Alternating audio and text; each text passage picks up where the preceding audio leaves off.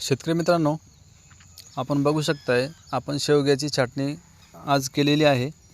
बघा, शेवगा छाटणी करताना तुम्हाला लक्षात ठेवायचं आहे की आपण छाटणी करताना अशा प्रकारे छाटणी करायची, जेणेकरून बघा अशा प्रकारे करायची आहे तिरपी, आणि धारदार कैचीने किंवा मग कोयत्याने तुम्ही करू शकता। जर बघा आपल्या आता हे 2 दिवसापूर्वी केलेली होती हे झाड, त्याच्यामुळे बघा आता इथं ही साल निघालेली असल्या कारणाने बघा इथं सुकत चाललेली आहे फांदी, इथं पण बघू शकताय। तर शक्य होईल तेवढं असं याची जी साल आहे ती फाटण्यापासून वाचवा। जसं की परफेक्ट छाटणी म्हणजे जसं तुम्ही बघू शकता, हे बघा ही छाटणी जशी झाली आहे प्रॉपर कटिंग अशी झाली पाहिजे। आणि त्याच्यानंतर छाटणी झाल्यानंतर आपल्याला एक स्प्रे घ्यायचा आहे। त्याच्यावरती आपण एखाद्या बुरशीनाशकाचा कोणताही बुरशीनाशक तुम्ही वापरू शकता, कार्बेंडाझिम, बेन्कोजेब असेल, ब्ल्यू कॉपर असेल, किंवा मग इतर याच्यापेक्षा तुम्ही, आता मी तर याला डायरेक्टली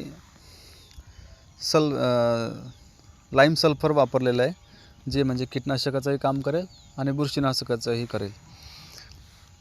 आणि आपण याला शेवगा लागवड करून बघा, ही आपल्याला खोड बघा तुम्ही किती झालेलं आहे, एक 7 महिने झालेले आहे लागवड करून।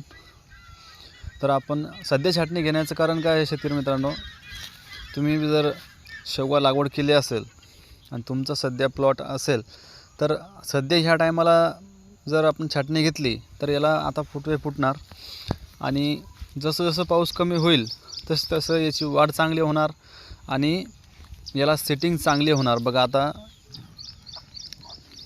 ह्या झाडामध्ये फुटवा निघण्यास सुरुवात झालेली आहे।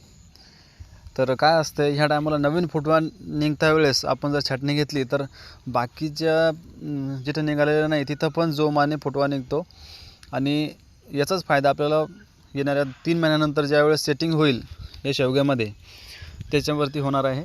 कारण स्टोरेज जास्त पूर्ण झाडाचा एकजीव होतो, एकाच वेळेला पूर्ण झाड फुटेल, पूर्ण झाडामध्ये एकसारखा माल लागेल, याचा हा फायदा असतो। तर शेतकरी मित्रांनो, आपण आंबा जे आहे आंबे बागेमध्येच आपण हा शेवगा प्लॉट डेव्हलप केलेला आहे, बघू शकताय तुम्ही। आंब्याची झाडं पण आहेत आणि हा शेवगा पण आहेत। तर चॅनलवरती नवीन असाल तर चॅनल